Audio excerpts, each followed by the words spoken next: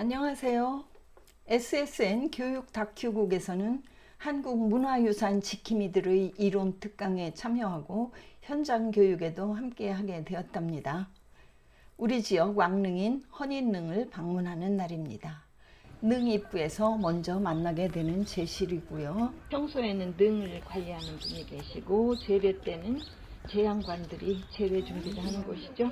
조선 왕릉 헌인릉 앞에 왔습니다.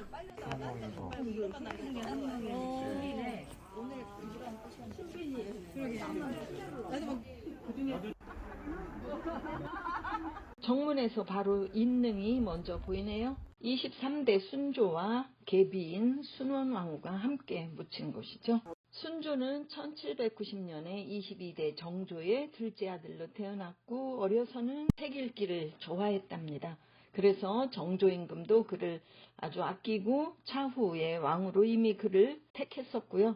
그래서 정조가 병으로 승하했을 때 11살의 어린 나이에 왕이 되어서 한동안 섭정을 받았고 후에 그가 섭정에서 풀려났으나 그의 처가 안동김씨네가 세력을 잡고 모든 벼슬을 독차지하고 자기 가문의 이익에만 관심을 두니 백성들의 삶은 점점 어려워졌던 거죠. 순조가 이것을 깨닫고 왕권을 강화하려고 했었지만 쉽지 않았답니다. 그런데 다행히 아들 효명세자가 아버지를 도와서 안동김씨를 견제하면서 나라 일을 잘 해냈기 때문에 순조도 그를 많이 의지했답니다. 그런데 이번에는 또 효명세자의 처가인 풍양조씨들이 어느새 세력을 키워가고 있었던 거죠. 그러던 차에 효명세자가 병으로 죽고 4년 후에는 순조마저 승하했답니다. 그래 이렇게 되니까 조선은 이제 안동김씨와 풍양조씨 두 집안이 수십 년간 실권을 장악하면서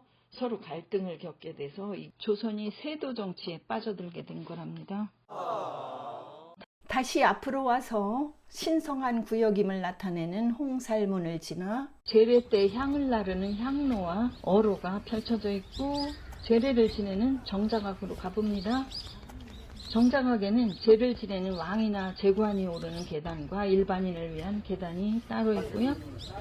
묻힌 사람의 업적을 기록한 신도비가 들어있는 건물 비각이고요. 뒤쪽으로 인릉에 올라가 보려고요.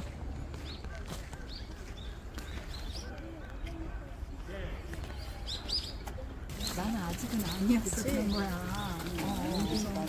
다시 23대 순조와 순정 왕비가 함께 묻혀있는 합장릉입니다.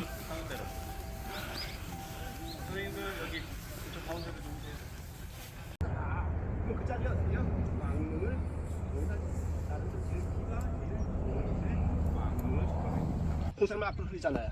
그 다리가 있잖아요. 다리를 흐를 만큼. 이제 3대 태종의 헌릉을 보러 가요.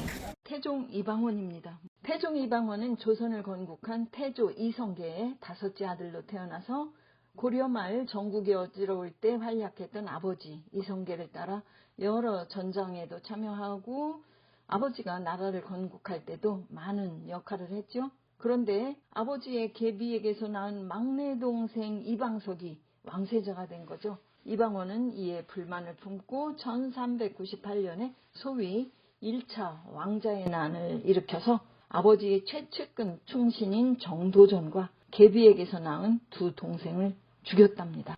나라가 이렇게 되자 어렵게 조선을 건국한 태조왕은 7년 만에 왕위에서 내려왔고 권력을 잡은 이방원은 왕위에 전혀 관심도 없던 둘째 영을 먼저 왕위에 오르게 했는데 그러나 실질적으로는 그가 여러모로 국정을 다스린 거죠. 그런데 또 왕위를 탐내는 넷째 형과 이방원의 반대 세력들을 제거하고 즉 2차 왕자의 난을 통해서 그의 힘을 더욱 확실하게 만들었죠. 그리고 마침내 정종이 재위 2년 만인 1400년에 그에게 왕위를 승계해서 그가 곧 조선의 3대 왕이 된 거죠.